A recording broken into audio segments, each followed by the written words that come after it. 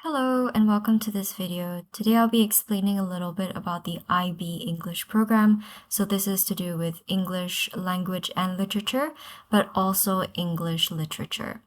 So I'll first be going through the syllabus and then we'll dive a little deeper into what really makes the backbone of English, which is the analysis of linguistic devices. And then we'll look at some samples for paper 1, paper 2, and also the IO. So if we're talking about the syllabus, let's go from language and literature first. Here I have the curriculum breakdown from the IB page. What we see is there is a paper 1 and a paper 2, an HL essay, and then an individual oral. So depending on your level, SL or HL, you will have a different amount of time to write each of these papers, and then you will also have higher expectations from your teacher on the sort of work that you're going to be delivering. So you'll also see an IO here. This is an oral response where you have time to prepare. You have 2 texts and you are allowed to bring in 10 bullet points, and you're supposed to speak about these 2 texts and how they relate to a global issue, and then there's a Q&A section afterwards. So if you're familiar with each of these concepts, that's great. If not, we can also go into more detail later. So this is the language and literature section. For literature, it is pretty much the same thing. You'll see like the same components of this table. The thing that is different is that you will be now using literary texts, whereas for Lang&Lit, we can combine a literature text with also a language text, such as a newspaper, a blog, an Instagram page. These things are considered as the Lang portion of it. Whereas for literature, you will be looking at plays, you'll be looking at poems, and it will be confined into these and literature books, of course. All right, so let me go into the backbone of everything. I have a document here where it breaks down the linguistic techniques, what they do, and also ways that they add more impact to your essay or your explanation, regardless of which component of the syllabus you are doing. So what we have here is the most commonly used linguistic devices. These are things that are very important for you to remember, very important for you to look out for when you have texts, and it is quite a comprehensive document. So this document can be gotten from HKExcel. It is broken into the typical techniques, so stuff that has to do with the text. So when you get anything, any text that has a lot of words, these are the ones that you're going to be looking out for. So you can pause the video at any point to get a better understanding of each device, what it does, and also what is that further impact. We also have sound techniques, and these are perhaps used more in poems, such as alliteration, assonance, rhyme, plosive sounds. While they do exist in texts, such as prose or story extracts, they are typically, from my experience, we see them more in poems. And then we have structure as well. These, enjambment, refrain, all of these are typically in poems as well. Ones that you'll see in longer texts is like repetition, parallel structure, parallelism, listing. These are very, very commonly there. Also note that because of the Lang&Lit structure, you'll also be seeing texts that have pictures in them. Sometimes you'll get a cartoon, a comic, a poster to analyze in your paper. And these are the things that you'll need to remember. So talking about angles, about body language, about facial expression, about the lighting, about the way the camera has been positioned, and all of these. They're very important. But typically students will tend towards a more visual piece, or they will tend towards the textual piece. So regarding the actual exam, what you get during your paper 1, you will probably choose the similar type of text. So make sure you become really good at it. Make sure you become familiar with these devices. So with any text you get, you will also need to know these. These are persuasive techniques. You must have heard of this before. Pathos, ethos, logos. These are the 3 pillars of persuasion: pathos, which is appealing to emotion; ethos, which is about appealing to authority, credibility, or a sense of duty, such as when you see a charity poster, you feel obligated to help in this cause. That is also ethos. And then we have logos, which is anything that appeals to reason or logic. So anecdotes, statistics, these typically would go under logos, but depending on how you're analyzing, let's say, the anecdote, you could also put this into pathos. If it's a story that is meant to make people feel like crying or laughing, then this will go into pathos. So I'm explaining all this because these devices will make up the backbone of your analysis. What you'll learn in class, it kind of differs from teacher to teacher, but the one that I like to use is the PEEL structure. I can write a little bit here to explain, but basically you have your point, your evidence, your explanation, and then your link back to the point. So where this comes in, the device, is when you bring in your evidence. So likely you will bring in your evidence using quotation marks, such as she beamed like the sun. What this is a simile which demonstrates whatever you continue to explain here falls into explanation. So let's say the point that I'm trying to make is that the author creates a sense of positivity to bring readers into the atmosphere of, let's say, this particular city. The evidence is this story about this woman who beams like the sun. Explanation, what does this demonstrate? And then you will link it back. Therefore, we are able to perceive this positive atmosphere, da da da da da. We'd continue on like that. So this is what makes up your paragraphs, and this will be used in your paper 1, your paper 2, your essay, and also in your IO. So it's very important to get good at this and to be able to pick out these devices, pick out the important evidence, and to come up with those 3 body paragraphs that typically make up your essays. So I'm going to go into paper 1 really quickly. What we have here is a sample paper. If I'm not wrong, this is an HKExcel paper, but regardless, this is a great example of a text that has both visual and also textual. So you'll be looking a lot at the facial expressions, what they've got in the background, in the foreground, the use of characters, and then also the use of these exclamations, typography, so anything that's like bolded, anything that's not or is in capitals, this is all important to analyze. And then we also have this text down here. So what this text does is it has this cartoon. It also has the abstract, which the author, well, the cartoonist, has added to this comic. We also have a comment from a certain reader. So all of this will be needed for the analysis, especially this title, when we'll take the environment seriously. So here's a sample essay. And in the introduction, what we have going on here is we are starting off quite strong. We are explaining what is going on, why is this text important, and see here we're commenting on the ongoing issues in the world related to climate change. So this comic strip is trying to address that. We have to start off with a strong hook, and here in my comments you'll see there is an example of how we could start. Climate change is a crisis that the world cannot ignore, but to some, what is intangible is not real. When We'll Take the Environment Seriously is a political cartoon by Ted Rowell to criticize societal thinking in this aspect. And then, while we're bringing in this context, we also have to explain what is the intended purpose of the text and how do they achieve this purpose. So here what we can see is that the cartoon depicts the contemporary context. This cartoon is showing people who are ignorant about climate change or ignorant about the fact that they play an integral role in contributing to climate change. And instead they are complaining and saying, make it stop.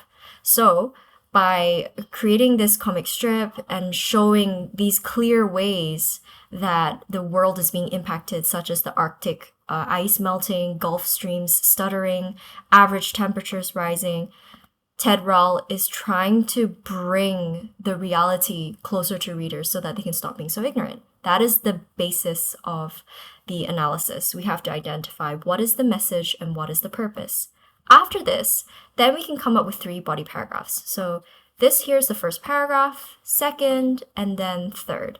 These 3 paragraphs are all different ways that the author has managed to link to that message or purpose. So this first topic sentence we see is relating to the tone and linguistic features that persuade readers how serious the issue of climate change is.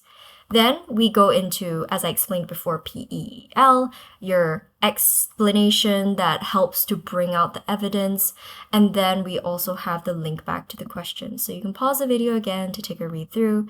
Then the second topic sentence is about the cartoon bringing forward this extreme reality because it's using basically extended hyperbole to make the climate change situation feel quite familiar to people, but yet scary.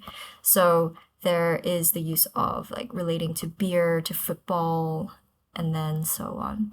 And then lastly, we have the caption, the cartoon, layout, and design that help to link back to Rall's purpose. So how this topic sentence could have been better is stating what that purpose is.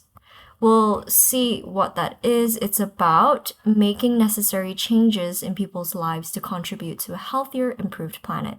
So actually, a tip that I give students is to make sure that your first sentence and your last sentence link together, because typically students finish off quite strong because they have explained the evidence, explanation, and now they're summarizing what they've explained. So they're very clear, or at least I hope they are, clear about what they've just talked about. However, when you're first starting to write your sentence in the first topic sentence, then you're likely to not know fully what you're trying to say. So my tip is that when you go in, if you do not have much time to plan for your essay, then have a relook after you finish writing and make sure that your first sentence and last sentence of each body paragraph links up to each other. Lastly, we move to the conclusion, and what we see here is we recap what we've just explained, and then it's very important that we link back to the purpose, and then we can finish off in a more critical way. So I've put an example here where it talks about the global issue itself. So Rall's efforts bring perspective and focus to societal issues. It seems insignificant, however, should definitely serve as a reminder to readers that it is very important to influence people to live better lives. So this is one example of how to end the essay.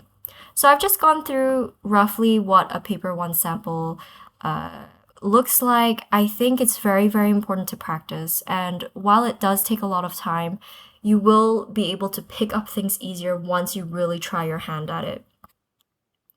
And then very quickly into the paper 2. So for paper 2, for both HKExcel, you will get a few question options. This is just a few of them, and you choose one. So what differs is whether you are talking about a literary text or a non-literary text.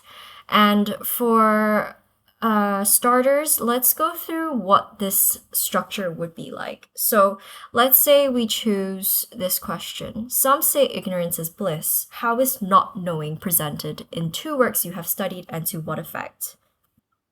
So it's very important here to break down the question. You have to understand what is it asking, and then how can you see it in both of your books. So likely you're going to have to talk about the general concept itself. So I would start off the essay by first talking about how ignorance is typically portrayed to bring peace to a person, and that conflicts in books tend to arise when you find out something that you're not supposed to know, or that is contrary to what you believed before. I would start with that, and then I would bring in the books. So let's say my 2 books are 1984 and, okay, I'll just do 1984. So if it's 1984, then you have to explain, 1984 is set in this particular context where society is being controlled by the party and people aren't allowed to know what the truth is because the party hides this and forces people to believe in a fake world, basically. So you introduce the books, you explain the link, and then what you need to do is to come up with a few points that can link book 1 and book 2. So I have a few breakdowns here where the first body paragraph is your first idea, and then you compare and contrast book 1 and book 2. So maybe the first idea could be that ignorance is bliss. And how can we see that through the main characters? And then maybe the second idea can be that it isn't actually bliss and there are repercussions to staying in this oblivious state. And then maybe the third idea is, okay, after you find out the real, the truth, then how can the character then move on to be empowered? And a compare contrast between book 1 and book 2. So this is an example of how to do it. It's important to integrate your literary techniques that I've talked about before, all those linguistic techniques.